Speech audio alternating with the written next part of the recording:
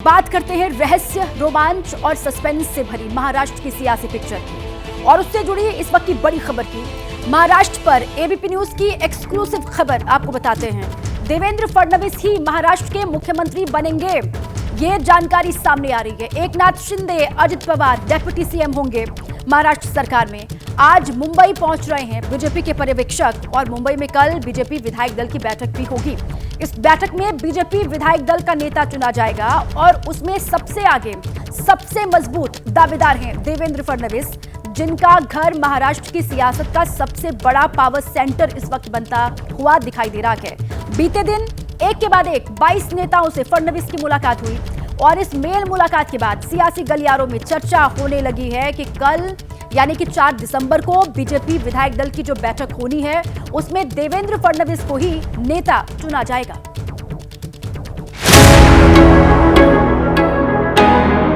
भारत माता की बोल सियापति रामचंद्र की जय भवानी।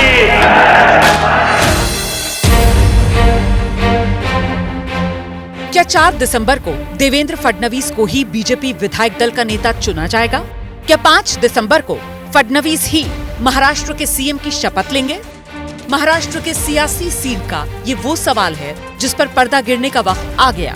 9 दिन का वक्त लेकर बीजेपी ने 2 पर्यवेक्षक तय कर दिए हैं। वित्त मंत्री निर्मला सीतारमण के साथ गुजरात के पूर्व मुख्यमंत्री विजय रूपाणी को जिम्मेदारी दी गई है। तो जो प्रस्ताव आएंगे उस पर विचार होगा और बाद में अगर सब लोग सर्वानुमते बताएंगे तो उसको ही हम नेता के तौर पर डिक्लेयर कर। एबीपी न्यूज को सूत्रों से जो जानकारी मिली उसके मुताबिक बुधवार यानी 4 दिसंबर को सुबह 10 बजे से विधान भवन में विधायक दल की मीटिंग होगी।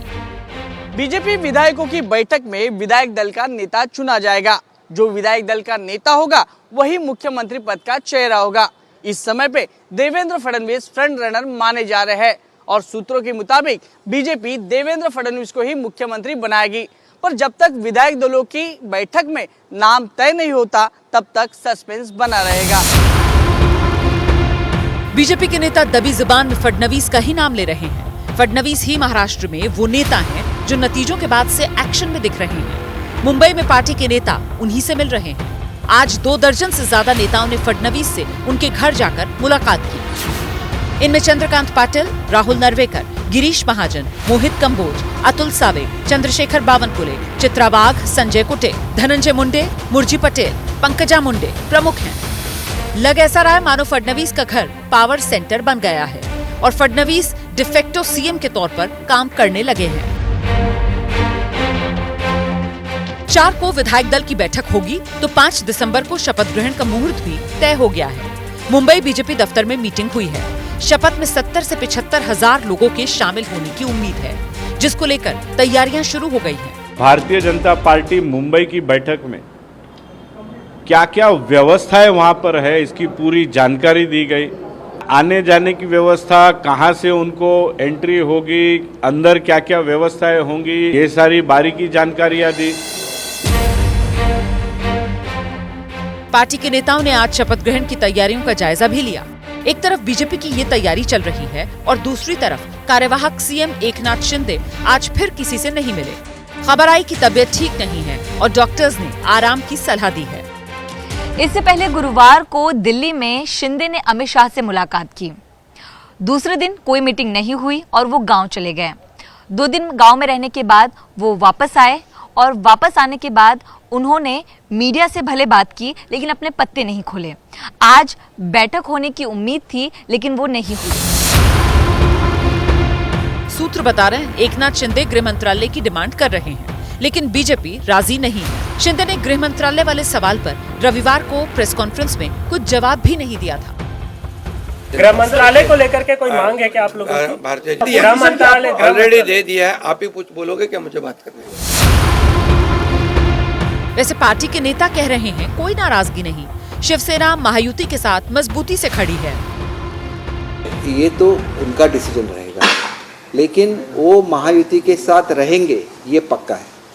उन्हें खुद लेना है डिसीएमशिप या वो तो चर्चा होगी ना ऊपर जब जाएंगे चर्चा के लिए तब वो डिसाइड करेंगे। बीजेपी सरकार बनाने के लिए फ्रंट फुट पर आकर एक्टिव हो गई है, तो एकनाथ शिंदे अभी पर्दे के पीछे से ही पत्ते फेंक रहे हैं। अजित पवार दिल्ली पहुंचे हैं। कुल मिलाकर महाराष्ट्र के सियासी मैच का आखिरी ओवर शुरू हो चुका है।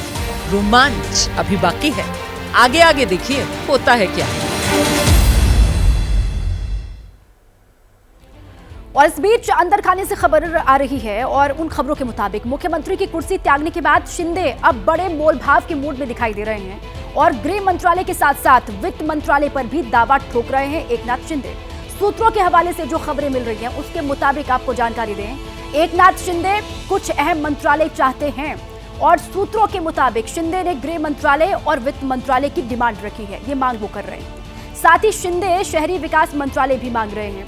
शिंदे गुट इस बात पर भी अड़ा है कि जो मंत्रालय उनके पास थे वो दोबारा उनको दिए जाए। और एक और शिंदे गुट मंत्रालयों की मांग कर रहा है तो दूसरी ओर उद्धव ठाकरे की शिवसेना शिंदे पर तंज कस रही है।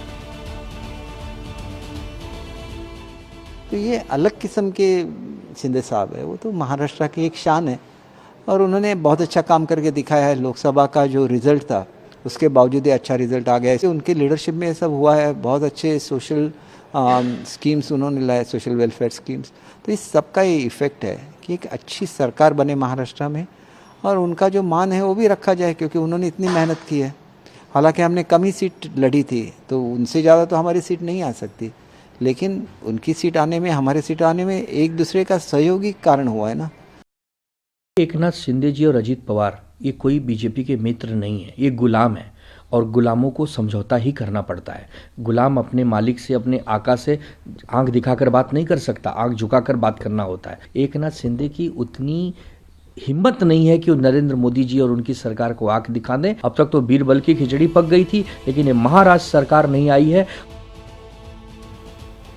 एकनाथ शिंदे और उनकी पार्टी के तमाम नेता कयासों और अटकलों के बीच में बार बार ये बात कह रहे हैं कि पीएम मोदी और अमित शाह जो भी फैसला करेंगे वो मंजूर है और महायुति में कोई मतभेद नहीं है, लेकिन हो सकता है भीतर खाने शायद कुछ और ही चल रहा है। अब वो क्या है ये तो बस अगले 48 घंटे में साफ हो जाएगा। लेकिन इस बीच शिंदे की सीएम उम्मीदवारी को लेकर एक बड़ा बयान सामने आया। ये बयान दिया कि द्वारका सूर्यपीठ गुरुस्थान मुरली आश्रम के पीठाधीश्वर जगत गुरु सूर्याचार्य कृष्ण देवानंद गिरी महाराज ने जो बीती रात शिंदे से मिलने के लिए उनके आवास पर पहुंचे, आशीर्वाद दिया, मुलाकात की और उसके बाद जब मीडिया ने सवाल पूछे तो खुलकर बात की। शिंदे के दोबारा सीएम बनने की उन्होंने इच्छा जाहिर की है। मैं ठीक नहीं, उनको देखने के लिए आया हूँ और वो फिर से मुख्यमंत्री बने, ये मेरी इच्छा है और उनको आशीर्वाद देने आया हूँ। भी हम यही कह रहे हैं कि वही एक मुख्यमंत्री बने और पूरे राज्य को पवित्र रूप से, पवित्र ज्वलंत हिंदुत्व लेके चले, ये हमारी आशा और अपेक्षा है।